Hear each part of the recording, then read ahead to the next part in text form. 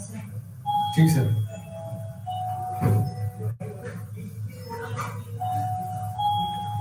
Wait करेंगे।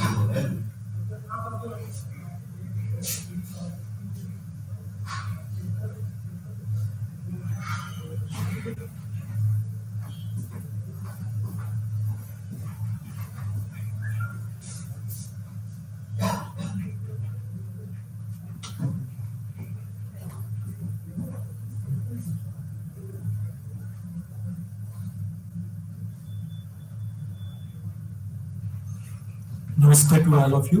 This is Sanjay Kumar Sinha. The session is on Managerial Economics, MNPC 10, as far as the subject is concerned.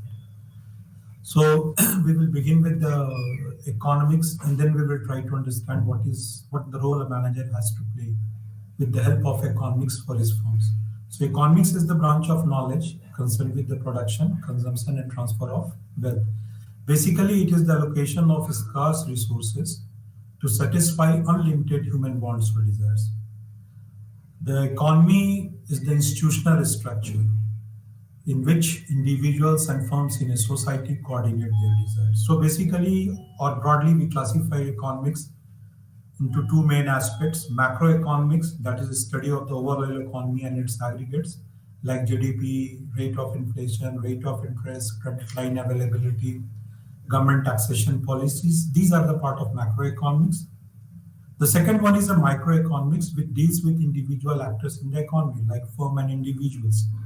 So how the firm play with the consumers to sell its product. These are the part of the microeconomics. Managerial economics is basic and applied part of the microeconomics. So managerial economics can be thought of as applied microeconomics, and its focus is on the interaction of firms and individuals in markets. The focus of managerial economics is on how the firm reacts to changes in the economic environment in which it operates, and how it predicts and devises the best possible strategies to achieve the objective that underlies existence. So every firm comes with an objective. It has to sell a product, it has to service the customers. So whatever be the area of the firm, it has to interact with the customers, and these interactions play an important role. So the managerial economics decides how this firm reacts to the changes in the economic environment in which it operates with the customer. And fundamental nature of managerial economics is coordination, an activity or an ongoing process, a purposive process, an art of getting things done by other people. So these are the fundamental nature of managerial economics. Why we study managerial economics is basically it is concerned with the application of economic concepts, like how the prices have to be fixed, how the demands have to be created, or how we have to cut the cost. So these are the economics issue which has been applied to the managerial role. So managerial economics is concerned with the application of economic concepts and analysis to the problem of formulating rational managerial decisions. The study of managerial economics essentially involves the analysis of certain major subjects. So what it incorporates within itself, that it studies the business firm, the objective of having a business firm, the demand analysis, the estimation, the forecasting of the demand, because the production process has to be lined up in accordance with the demand, production and cost analysis, pricing theory, how much a product has to be priced so it becomes competitive in the market, and there is a certain demand created for this level of product, profit analysis with a special reference to break-even point, capital budgeting for investment decisions. Basically, every decisions required some capital. So it helps in capital budgeting for investment decisions. Then competition, we have to study the competition also, the competitive players in the same market who are operating in comparison to our firm. And then, of course, markets. Market is a very vast term. Market basically implies that it's a place where the buyer and seller exchange their things. The buyer purchases the goods, the seller sells, and in turn they give back the amount, the consideration for the product. So there are three choices of an economy.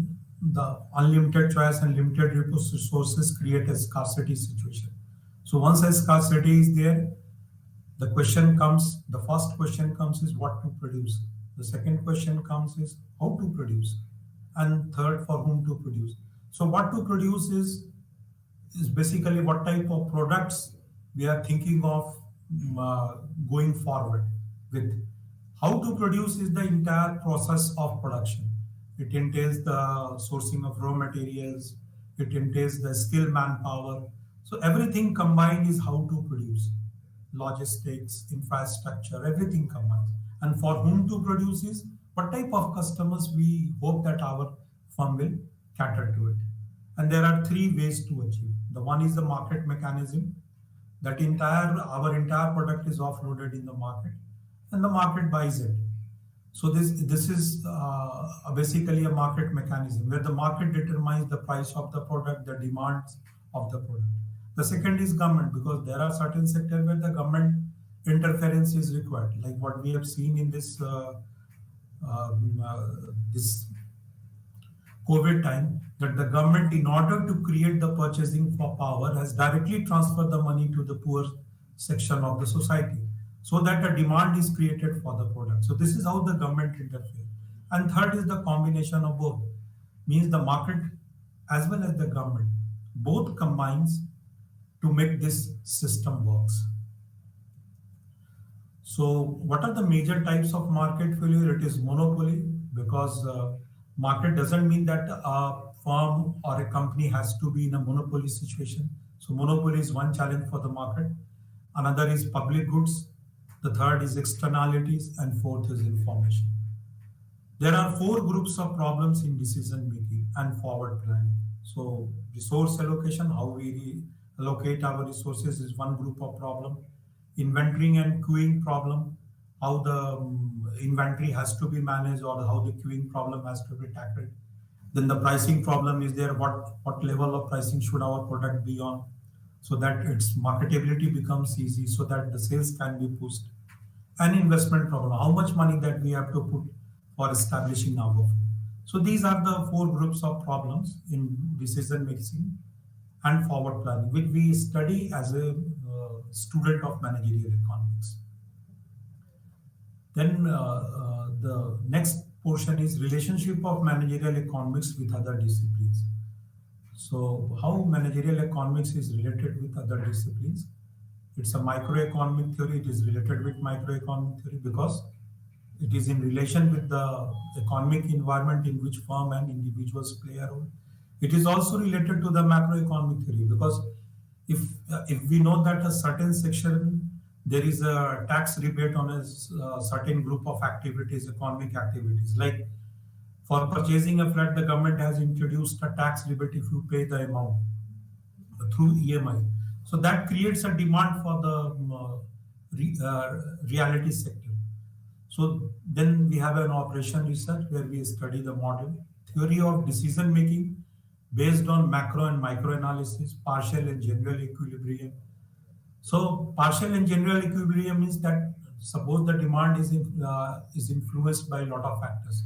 That is the price of the products, taste and preferences of the customers.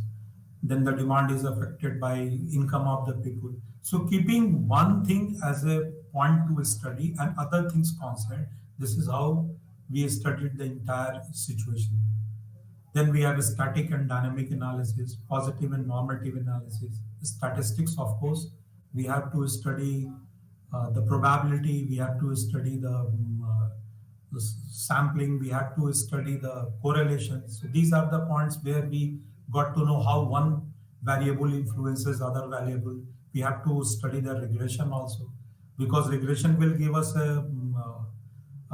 basically formula to study how an independent variable affects the dependent variable, like how the price of the products affects the quantity of its demand.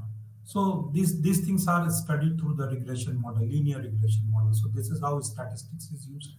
And then management theory and accounting, how we go about the accounting process and what is the management theory of it. So the characteristics of decision making is we have a management decisions problem, then we take into account the economic theory and then manage mathematical economics.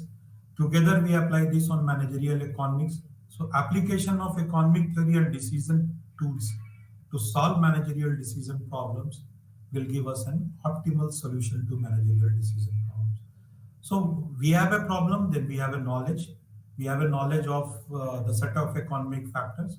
We have the knowledge of the economics, mathematical economics, and together with this, we try to solve the uh, decision. We take a decision on it, or we try to solve the problems of management. And whatever outcome comes is an optimal solution. So this the first ingredient of book one is over. Now we move to the second one. So the second is unit two is the firm stakeholders, objectives, and decision issues. So what are in the input in a firm? The input are basically two. Broadly, we can classify input into many categories. Like the raw material is also an input, the labor is an input, the transportation is an input, till the product reaches the final point of sale. Then logistic is another issue. So taken together, we broadly classify input of a firm into two categories. The one is a human resources, the another is a capital resources. So human resources are of two types. The one is an entrepreneurial resources, which means that the owner who has invested his money, who is investing his skills, who is investing his time. So all these things, risk being taken by an individual to start a firm is an entrepreneurial resources. The labor resources are the resources which is basically employed for building the product, for processing. So these are the labor resources. The capital resources are basically land, the land in which the factory is built up. Then the raw materials used to build the final product, and the capital. So these come under the category of capital resources. So there are basically four categories of firm, and the first category is known as a private sector. The private sector means that ownership lies with an individual. So it's a type of a firm where individuals own the entire firm. So it may be on the basis of a single individual or multiple individuals. So it depends. Public sector is basically a government oriented company where the government invests or builds or creates a company for a particular purpose. Like ONGC is a public sector, HPCL is a public sector, BPCL is a public sector. Many of the banks are into the public sector. The joint sector is another category where the public and the private partnerships are there. So many of the sectors, even if you look at the banks have ownership being divided into two parts. The government owns some part of the ownership, and the rest part is owned by the individuals, either in the form of share or in the form of institutional sales. And then there is a non-profit organization. So a non-profit organization's basic purpose is to do a duty assigned to it, but not keeping in mind the profit as a motive. Other sectors have a profit as a motive. The number of owners, based on number of owners, we have proprietorship, that is a single individual owner. Partnership, where two and more individuals combine together to form a firm, is a partnership. And the corporation, where is in fact a big board of directors is there, a big form of managing the company is there. So these are known as the corporations. So interdependence of consumer and firms. So from product market, we move on to goods and services to the firms. And the goods and services to the firms factor into the market, and it goes to the consumer, and from consumer again the goods and services come. So the consumer and firms are in both way related to each other. The consumer provides the skilled manpower to the firm and absorbs the product of the firm. The firm, in a way, helps the customer to get income by employing them into the firm's activities like direct employment or in other allied activities, and they sell the product to satisfy the customer needs. So there is a interdependence of consumers and firms. So the process goes like this: the product market, then we have a firm, then we have a factor market, and finally the consumer. Again, it recycle in the same way. So, what is the important objectives of the firm other than profit maximization? See, the firm's basic objective is profit maximization. But not every firm can become profitable from the day one in which it gets incorporated. So, there is a time limit for every firm to grow, to come to a level where it generates profits. So, if we look at the examples, a life insurance sector takes 7 to 8 years to come into a profit, whereas a product-based company can hardly come into 2 to 3 years. Will take 2 to 3 years to come into profit. So, the profit is of course the ultimate objective of a firm, but there are certain other objectives also which are being taken care. The first is the maximization of sales revenue. The maximization of sales revenue uh, is basically focused on selling more. So, creating demand and selling more. The moment that we sell more, not on the basis of a loss, but the moment we increase the sales, our revenue parts increase. And with the volume, ultimately our profit comes. Then, maximization of firm's growth rate. In many firms, the initial focus is on the growth. Basically, for a startups or a firm with say 2 to 3 years, even long run firms also, which has run for say 15 years, 20 years, growth is one of the primary objective of a firm. So maximization of firm's growth rate is also one of the important objective. Then maximization of manager's own utility or satisfaction. A manager's basic focus lies on his incentive or his salary or his upgradation. So if the firm is in alliance with the managerial objectives, the firm is in alliance with the manager's goal, utility, satisfaction, then the firm gets a good revenue out of it, and it is also one of the objective for the firm to operate. So maximization of manager's own utility or satisfaction, then making a satisfactory rate of profit. Satisfactory rate of profit means that we cannot think of going for 100% profit or a 200% profit. We can even think of in the beginning that if we are say at a break-even point where the cost is equal to the revenue that we generate, then we start on a profit, and 5%, 10%, 20%. This is what the satisfactory rate of profit. And with this satisfactory rate of profit, the stakeholders, the entrepreneurs, the board of directors, the owner of the company, along with the managers, can have a share in the entire company profits. Long run survival of the firm. It is also one of the important objectives, and based on these objectives, many of the insurance firms are operating because their basis is to survive for a long term. A policy is normally sold for a life insurance firm. A policy is normally sold for 15 years, 10 years, 20 years. So if they do not have a horizon of say 15 years or 20 years to be in the market, then definitely their sale won't happen. So in the long run survival of the firm, they take decisions. So for a firm or for a company, automobile is also one of the sector where the company is for a long run existence. So long run survival of the firm is also one of the objective of the firm. And prevention and risk avoidance. So what is the value maximization? So value maximization is basically defined as when we want to calculate the value of the firm. So the value maximization is summation t raised to 1 to n and TRT.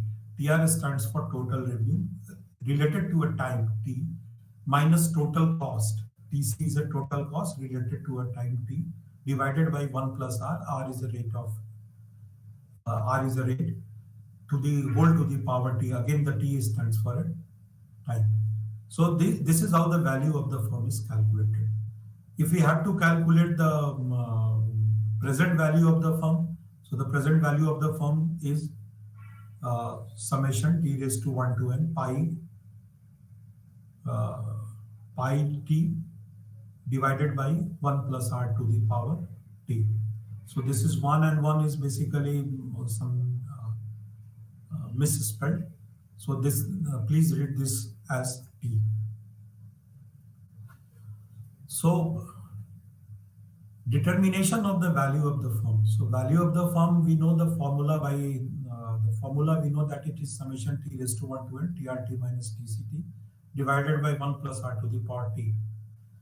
So what TR stands for and what R stands for? The R is basically the riskiness of the firm, the conditions in the capital market. So basically every firm comes with a sort of risk. So the riskiness is what the R decides. The value of TR is dependent upon demand and forecasting, pricing of the product, and the new product development. The revenue can only be increased if there is a demand. The revenue is dependent upon the price of the product, and the revenue is also dependent if we go on producing new type of products, because a new product will cater a new customer. The value of TC depends on production techniques. TCA stands for total cost. So the total cost is dependent upon production techniques, the cost functions, the process development. So the production techniques, you have to study how the material management comes and helps you in solving those production areas also.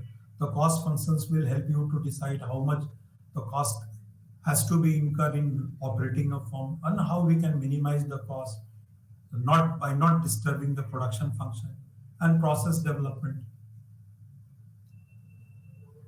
Then the firm's constraints are resource constraint. Every firm cannot come with a bunch of money and can start and spend anything like that, because every firm has a limited resources. So with the limited resources, there comes the resource constraint. It remains in the term of capital also, it remains in the term of human also. You might have the money to build a firm, but you may not have the best employed, the best possible persons who can be employed to generate the product, because the skill is also one of the issue we have to handle. Then there is a legal constraint. Lot of areas the government has the licensing process. There are also some legal constraints that one has to abide. You cannot have a chemical factory coming at any place. You have to go beyond the town to establish a chemical factory. You cannot start polluting the environment also. So there are legal constraint also. Then there is a moral constraint. Moral constraint means that you cannot, you cannot start a company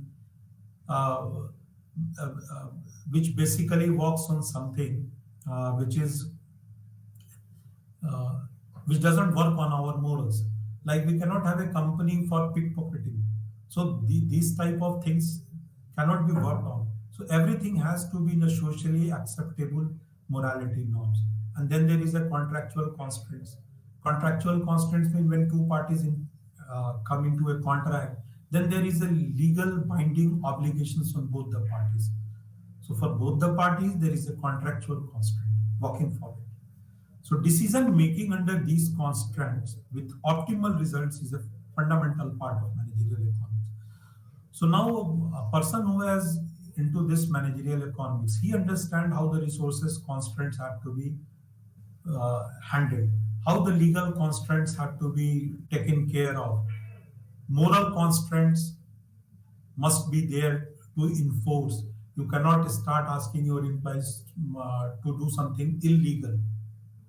One cannot, even when the profit is very high for a cocaine factory, you cannot start a cocaine factory. So that is how the moral constraint has to be established. And then there is a contractual constraint. So under these circumstances, the decision making is taken, and which results from the outcome of the study of a managerial economics.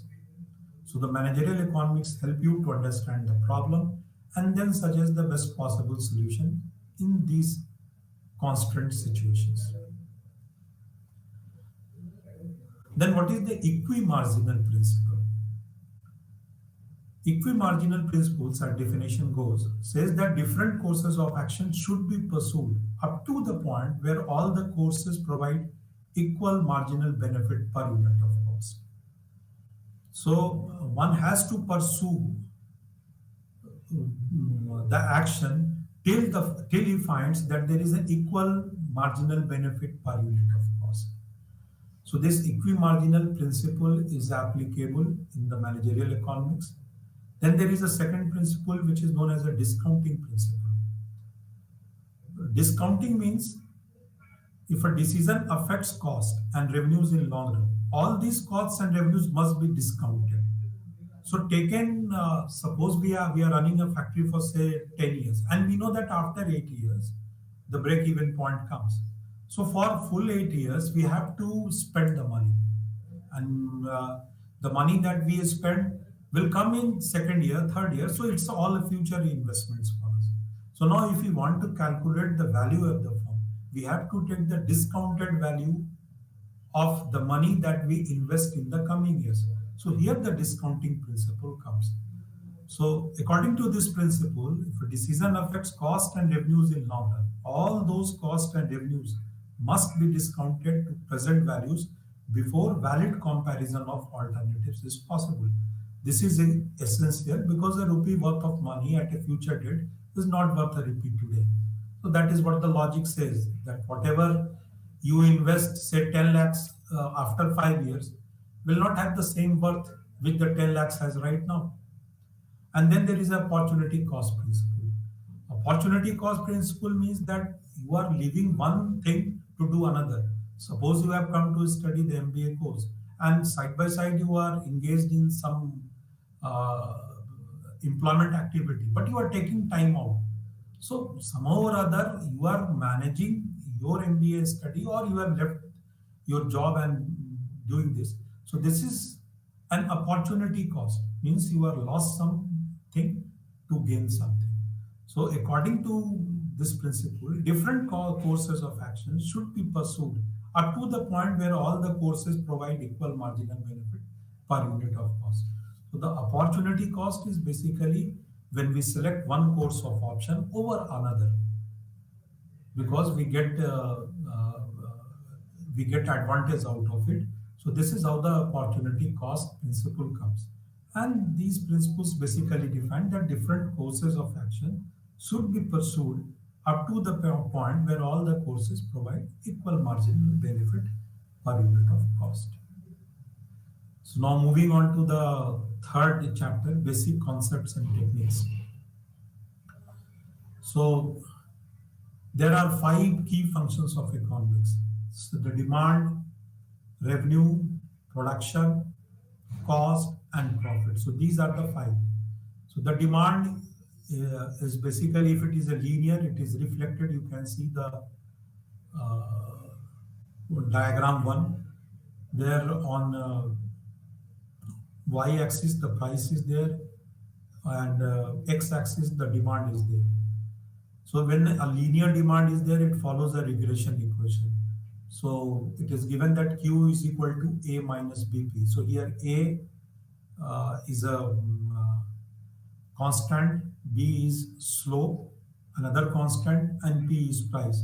So if we have to find the quantity at a price, suppose we want to sell our product at a price. So we want to know how much we have to produce.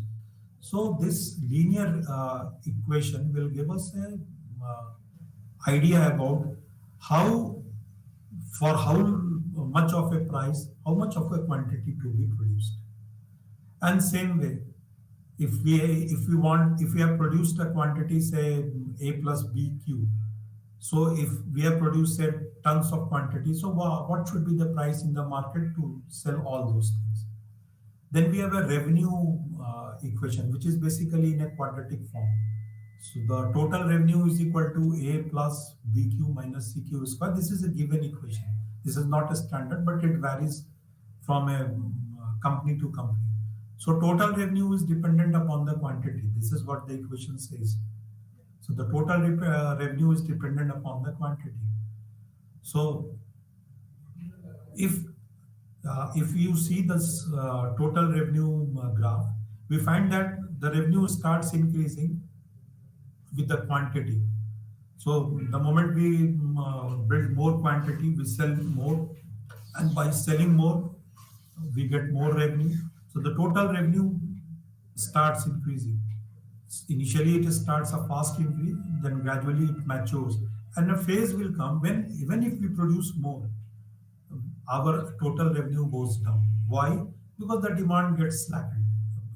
When we are oversupplying the things in the market, the demand, of course, will not be there for our product. So in a long run, the demand gets affected if we keep on adding the quantity. So this is how the total revenue graph is plotted. Then we have a production. So the production, we follow this cubic graph. The graph shows the total production, and the total production, they have given one of the formula. PP is equal to A plus BL plus CL3 minus BL3. So A, B, C, D, these are all the constants. So production is not dependent upon one thing, it is dependent upon multiple factors. Raw material, timing, skill set. So a lot of things determine the production. So the total production cannot be a function of one activity, it has to be a function of multiple activities. So this is how the things have to be described. So we see that the cubic graph is there for production. Then cost. So for cost, it's again a form of a quantity. But even if, see, there is a point, if we look at other things, it starts at zero. But for the cost, it starts from a point.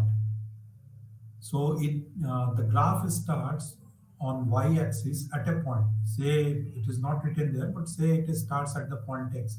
So why? Because from 0 to x, on y-axis, say a. So from 0 to a, this is a fixed cost component.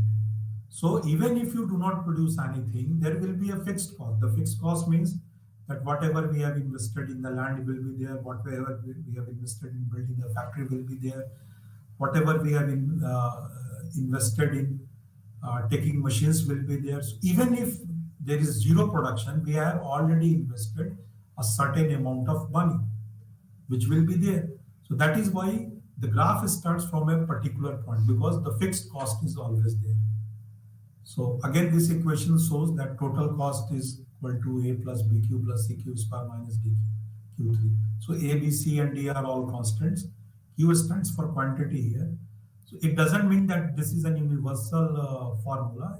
It is based upon the factory to factory, situations to situation. So this is one of the examples being given, not to be taken as a universal formula.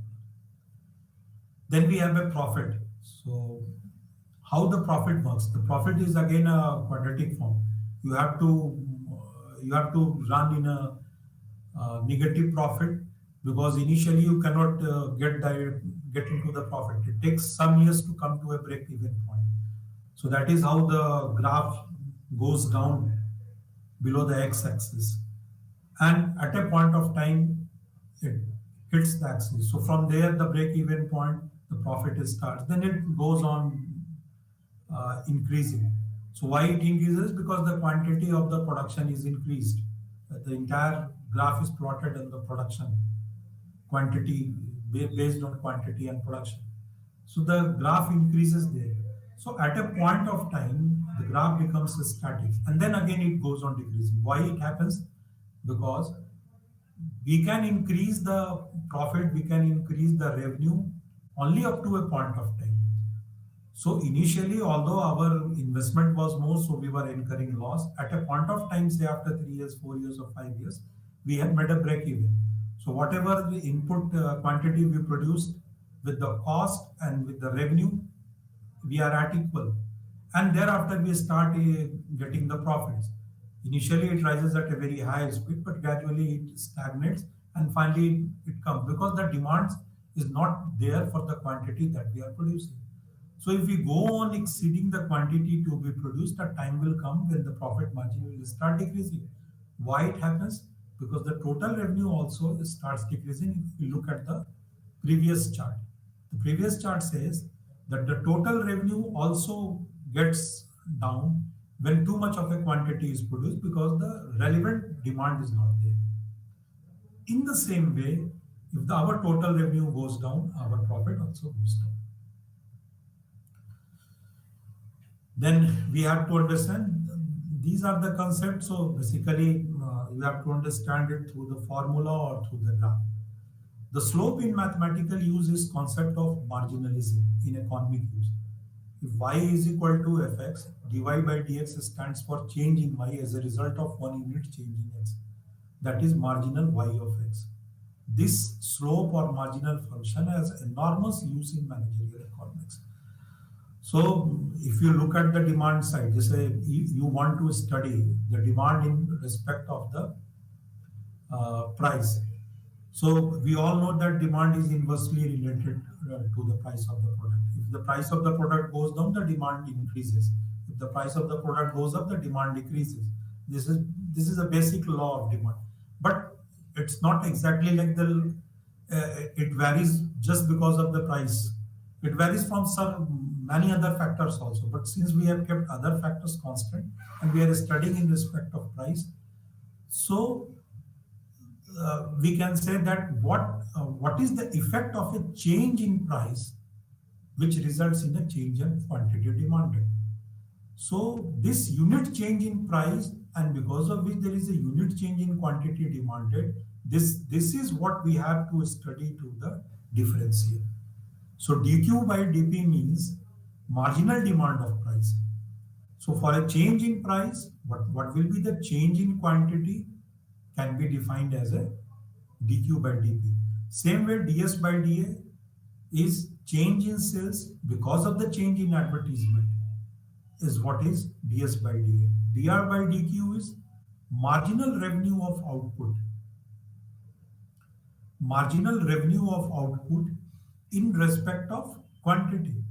So how the revenue increases if we increase the output, if we increase the quantity.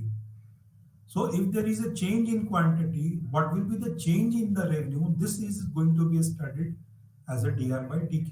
So this is known as a marginal revenue of output. And dc by dq is a cost in relation with quantity. If we change the quantity, say last time we met say 5 tons of cement, and this time we are making say 6 tons of the cement. So there is a variation of 1 ton. So based on this, what is the cost variation? If we study that cost variation, because we have changed the quantity of the cement that we produced in our factory. So if we study the cost in respect with the quantity that we are producing, this is known as a marginal cost of output. So when C is equal to CQ.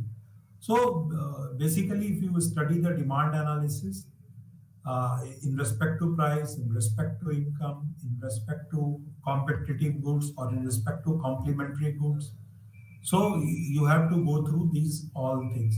Even the point elasticity is defined through the differential. So these are the basic concepts and that you have to understand. The major point is also to be explained here is that quantity comes in terms of tons. The price comes in terms of money, I mean rupees or dollar, whatever it is. So we cannot have a quantity versus dollar. So what we do, we change the price and simultaneously we study the quantity. So since there is a change in price in respect to price, so it works as a unit. Same way, when the quantity is studied in respect of quantity, it comes in the form of a unit. So how much 1 unit of price will affect a quantity is what we study through dq by dp. I hope I made an enormous presentation on this, and I hope it will be part clear to you. Since it has some mathematical notions, that is why I thought it fit to describe in a detail. Then we have a optimization concept. There is a first order and there is a second order.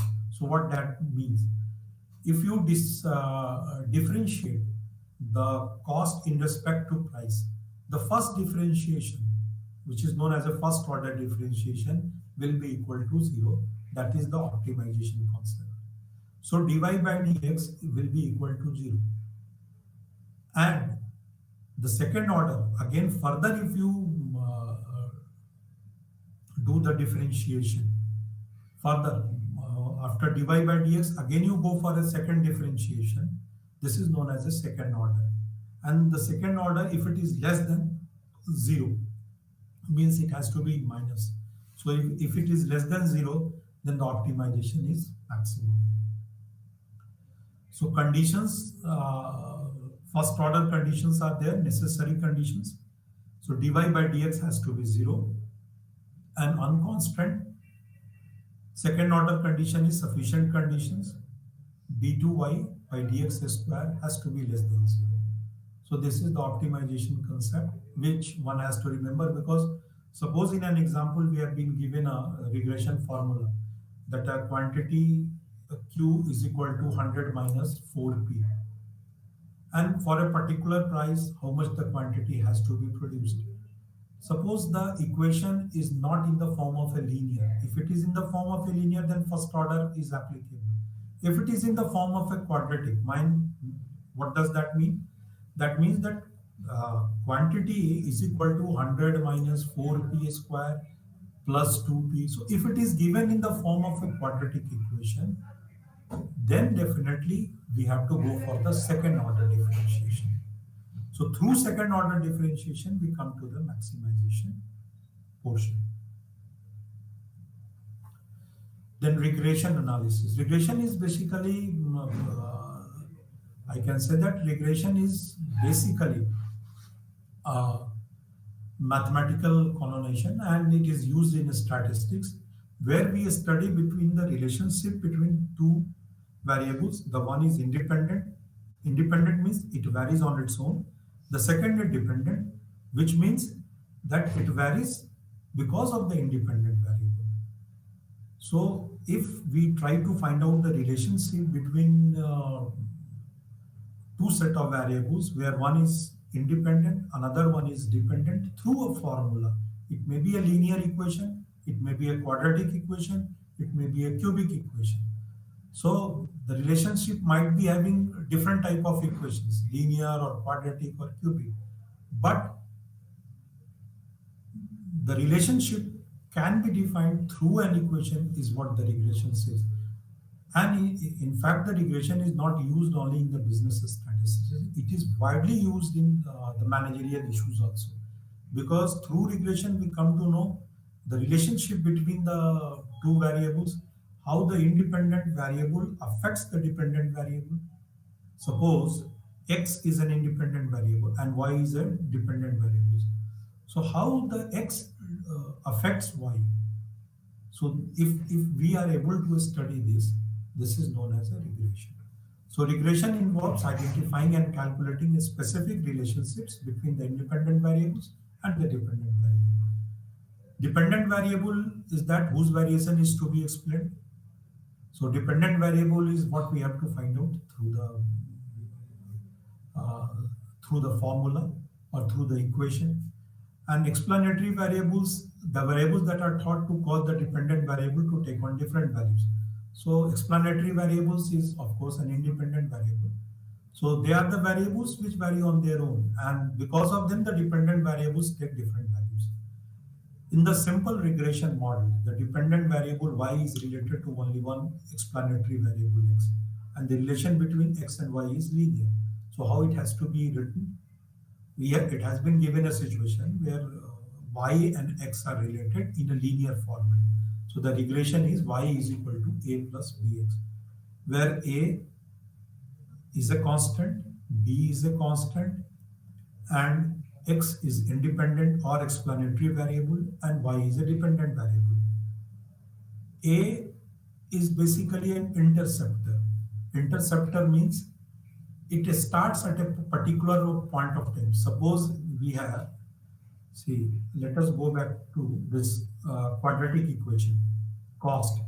So the point at which the total cost curve starts, this is known as an interceptor, at which point it starts. So A is known as an interceptor, B is the slope of the curve, and X and Y are both variables. Intercept parameter, the parameter that gives the value of Y at the point where the regression line crosses the Y axis. So that is what I tried to explain. Let us again go back to the same graph and see. So this is the total cost graph. The total cost graph starts on axis Y, which is reflected here through P at a particular point of. So this point where it starts is known as an interceptor. Slope parameter is slope of the regression line. So B is equal to delta Y by delta X, or the change in Y associated with a one change, unit change in X. Y and X are linearly related in a regression model. The effect of change in X on the value of Y is constant.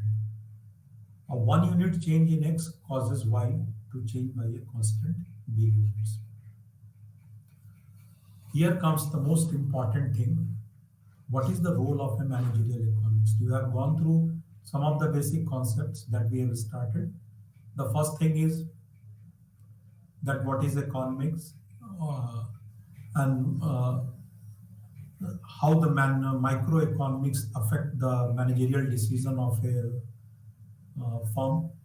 And then we try to study how the managerial economics does the thing.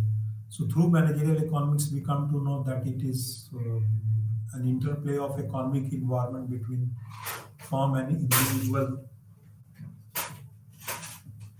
between the firm and individual players. So the role of managerial economics becomes more important because he is the person who will not only decide what sort of productions be, he is the person who will decide what will be the cost of the product. He will be the person who will decide how much the production has to go through, what are the processes, what should be the price of the commodity so that a demand is there, how we have to increase the demand. So the role of managerial economist is a very wide one in terms of producing and in terms of selling the product. So the first one is economics can help the manager if profit could be increased by reallocating labor from a marketing activity to the production line. So the first one is it says that whether we have more people for production or more people for marketing. Normally what happens then when you have a new product or a new company coming up, you put more persons for the marketing because people have to be educated. But later on, when your product starts selling on its own, you do not need to have too many people for the marketing because people will automatically come and buy your product. This is what we have seen in a lot of cosmetic products. People usually go to the market, purchase that product. So you do not need a marketing people. So this type of economies, but in a different set of companies, say for a service sector like insurance, life, general, health, the people need to be addressed. So there you need more people for the marketing because the customer can only be tapped through the direct interface between your marketing people and the customer. Whereas in the product basket category, your products are already established, so you do not need too many marketing people to sell your products. It has its own captive customer base. These principles help the manager to respond to various economic signals. Given an increase in the price of output or the development of a new lower cost production technology, the appropriate managerial response would be to increase output. So these principles that we study through the managerial economics help a manager to read economic signal, like what sort of economic signals that he has to read. What is the per capita income? Suppose he knows that the per capita income of a particular Indian city or Indian metropolitan city is increasing. So he can, of course, go on producing the luxury goods. But for a village market, he knows that there is a limit to an income, so he has to sell the product which comes in for a middle class category. So definitely he has to read the signals. If the government is going to increase the taxation, the demand will not be there. If the government has going to give a leverage, of course a demand will be created. So the manager has to respond to these signals, where it is a GDP, where it is inflation, whether it is government policy, whether it is taxations, everything he has to be in touch with it. Given an increase in the price of output or the development of a new lower cost production technology, suppose the level of technology gets changed. Right now also we are facing a lot of changes. Initially the automobile factory used to have too many persons employed in manufacturing a car. Now the level of persons have minimized because a lot of works have been automated. The robots are doing the things, and they are doing it much better than what the human can do. So the level of precision, the level of accuracy by a robot is very much more in comparison with a human. So this is how the level of technology gets, and many a times the processes gets changed also. So he has to be aware about what is the production technology available, and he has to be aware how he has to respond to these things. If he has to increase his market penetration area, definitely uh, he has to take an appropriate managerial responses for the market. So through the role of managerial economics, we expect that this part uh, this part uh, is over, because we have ended this managerial economics block 1, block 2, block 1 with 3 chapters, unit 1, unit 2 and unit 3. So then we have to go to the block 2 chapter, that is the demand analysis. So once uh,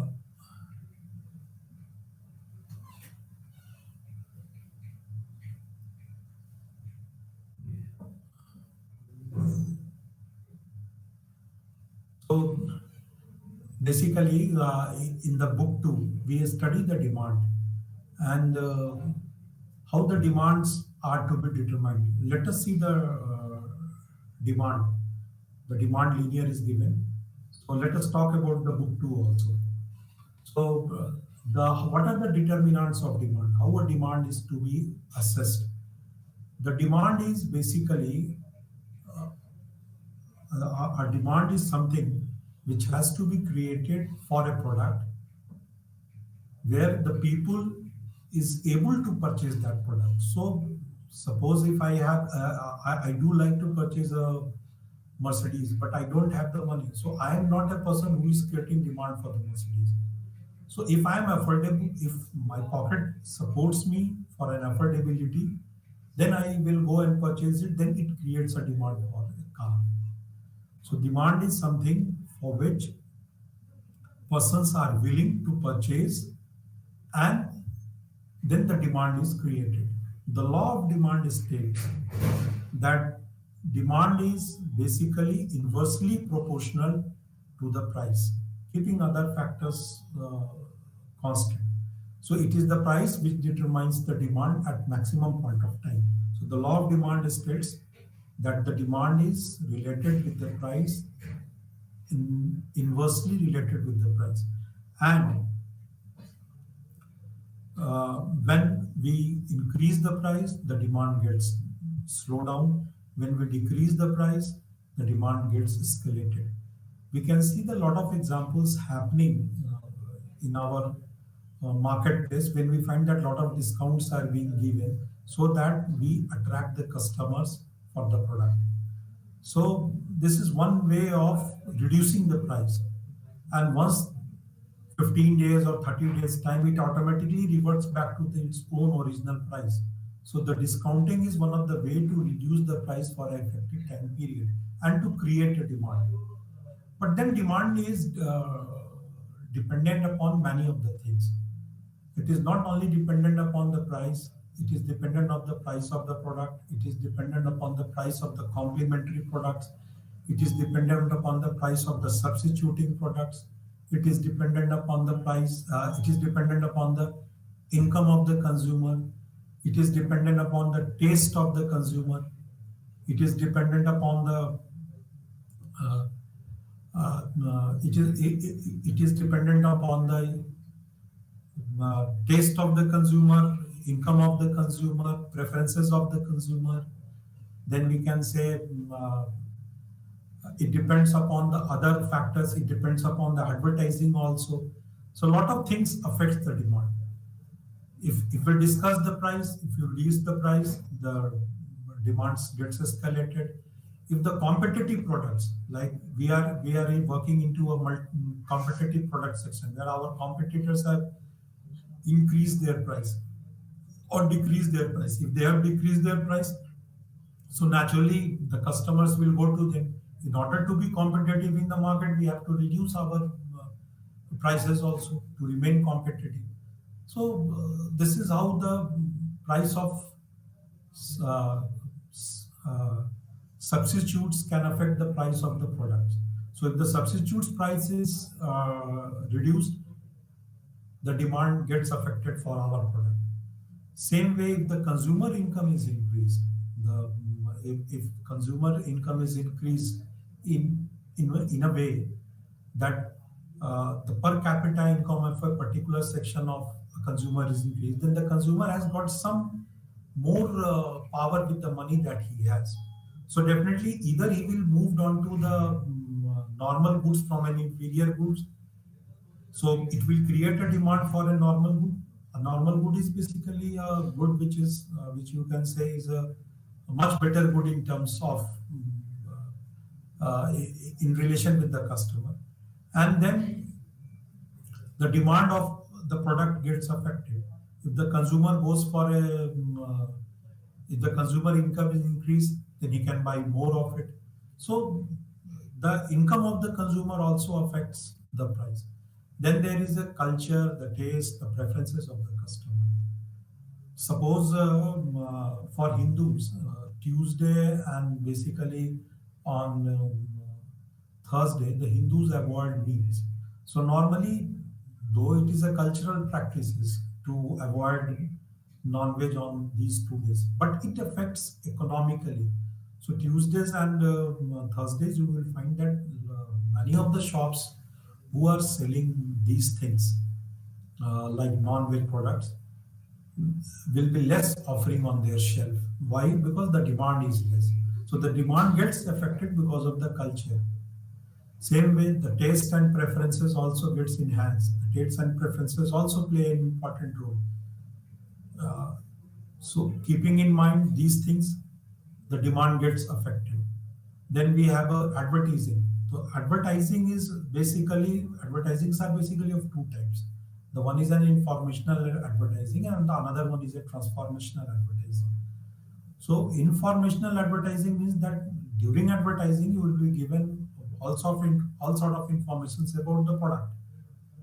And transformational advertising is that it it shows that the moment you own a product, you feel that your extra things have been justified. So you have a different type of aura when you consume a product. So it's like a transformational advertising, where owning a product will give you an added advantage or an added weightage to your personality. That is why a lot of products are now based on transformation. So advertising also increases the demand of your product. Many a times, what we have learned or what we have known is through advertising only. Even if you go by a research report, it says that 50% of the advertisement or the knowledge about a product comes from the media channel. So the media is more important in selling the idea of a product to the customer, the idea to own the product or the idea to sell the product. So this is how the advertising has an effect. Then